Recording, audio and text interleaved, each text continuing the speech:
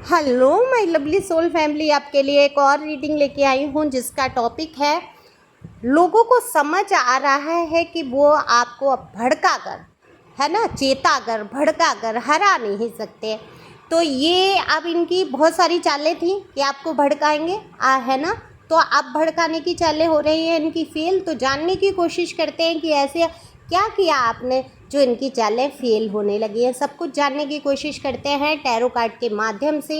ये general reading है, male female सभी के लिए समान है। अगर आप किसी बहुत बड़ी दुविधा में फंसे हैं, बहुत बड़ी समस्या में फंसे हैं जिसका रास्ता आप खोज नहीं पा रहे हैं, तो आप पर्सनल रीडिंग करा सकते हैं। कोई प्रश्न, मन में दुविधा या किसी व्यक्ति विशेष के लिए कोई प्रश्न, तो वो सब आप पूछ सकते हैं।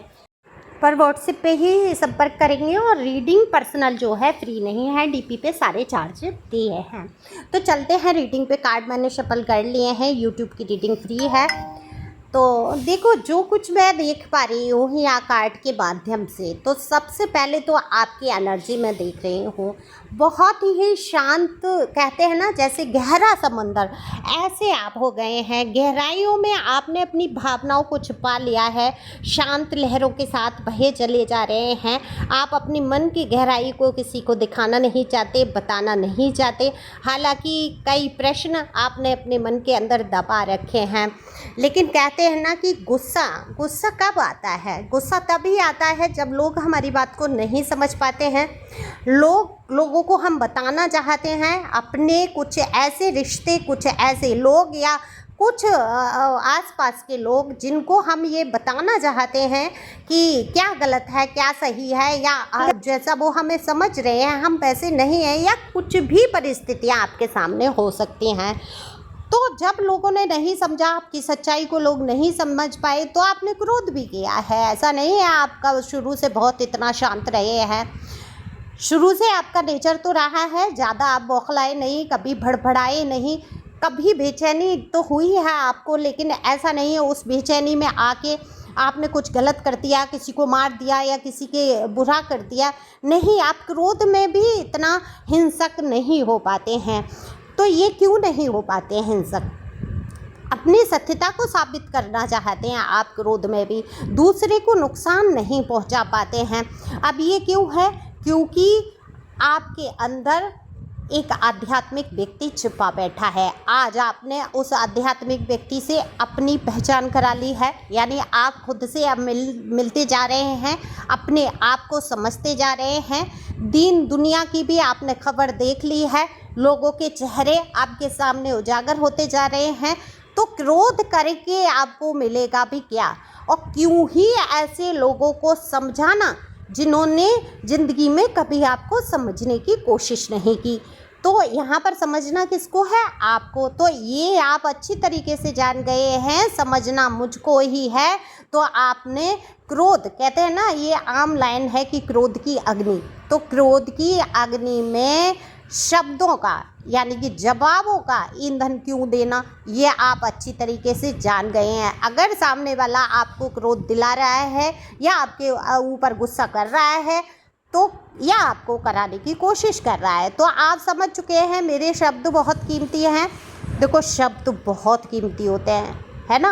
एक एक शब्द, एक एक लफ्ज़, एक एक वर्ड का इतना अपने अंदर महत्वपूर्ण चीज़ें हैं कि आपके एक शब्द से बड़े बड़े परिवर्तन हो जाते हैं। एक शब्द से महाभारत का युद्ध हो गया, एक शब्द से युद्ध हो सकता है, एक शब्द से युद्ध समाप्त हो सकता है, एक शब्द से लोग आपके फेवर में आ सकते हैं, एक शब्द से लोग आपके विपरीत जा सकते हैं, है ना। और एक शब्द से ही क्रोध भड़क सकता है, और एक शब्द मौन कर लेने से ही क्रोध शांत हो जाता है। तो ये आपने बहुत अच्छी टेक्निक सीखी है कि आपने जाना है कि क्रोध की अग्नि में जवाबों का ईंधन क्यों देना, जो भट्टी और भड़क जाए और अग्नि भड़क जाए और आप उसमें झुलस जाएं। तो आपने जवाब देना ठीक नहीं समझा है। जो सामने वाला आपको भड़काने की कोशिश कर रहा है, जो सामने वाला आपको क्रोध दिलाने की कोशिश कर रहा है, वहाँ पर आपने मौन धारण कर लिया है, क्योंकि शब्दों को आपने यूज करके देख लिया ना।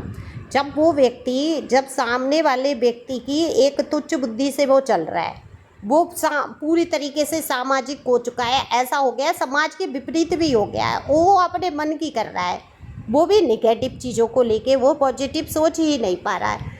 तो आप थोड़ा ही ना नेगेटिव बन जाएंगे। आप देखो, एक सामाजिक व्यक्ति हैं, समाज को लेके भी चलते हैं, दूसरा आप आध्यात्मिक व्यक्ति हैं तो किसी को कष्ट भी नहीं पहुंचाना चाहते। तो आप पहले भी कष्ट नहीं पहुंचाते थे, तो आपने सोच लिया है इस गुस्से का फ़ायदा ही क्या है, सामने वाला समझने है नहीं, और मैं भी अपने शब्दों को जाया करूं, अपने कीमती वक्त को ख़राब करूं। आप जो भी हैं, मेल फीमेल अपने हिसाब से सुन सकते हैं, दोनों की समान एनर्जी है, एनर्जी का कोई जेंडर नहीं होता है। देखो, आपके अंदर लीडरशिप क्वालिटी है, आप ऐसा नहीं है लोगों के पीछे पीछे चलेंगे। आप लीडरशिप क्वालिटी में आप कुछ हैं या नहीं हैं, कुछ कर रहे हैं बहुत अच्छी बात है, कुछ नहीं भी कर रहे हैं फिर भी आप अपने अंदर एक लीडरशिप देखते हैं, आपकी लोग बात सुनते हैं, आपका अनुसरण करते हैं, आपकी लोग बात मान भी लेते हैं। एक इज्जत हमेशा से आपको मिली है। बदनाम करने की कोशिश की लोगों ने, या आपको गिराने की कोशिश की, या कुछ उल जुलूल फिजूल लोगों ने फिजूल की बातें अगर कर भी दी आपकी, तो आपकी इमेज ख़राब नहीं हुई। आप जहाँ भी गए आपको एक विशेष सम्मान मिला होगा, लोगों ने आपको पूछा होगा। आपका जो तौर तरीके हैं, जो संस्कार हैं, आपकी बातों से, उठने बैठने से, हर चीज़ से झलक जाते हैं। तो एक संस्कारी व्यक्ति को हर इंसान पसंद करता है, उसकी इज्जत होती है। शब्दों का प्रयोग आप सोच समझ के करते हैं, इतना समझते भी नहीं हैं, मतलब इतना दिमाग नहीं लगाते हैं। आपकी ये कहूँगी गॉड गिफ्ट है कि आप चयन कर लेते हैं किस परिस्थिति में क्या मुझे बोलना है, व्यर्थ में आप बात करना पसंद नहीं करते हैं।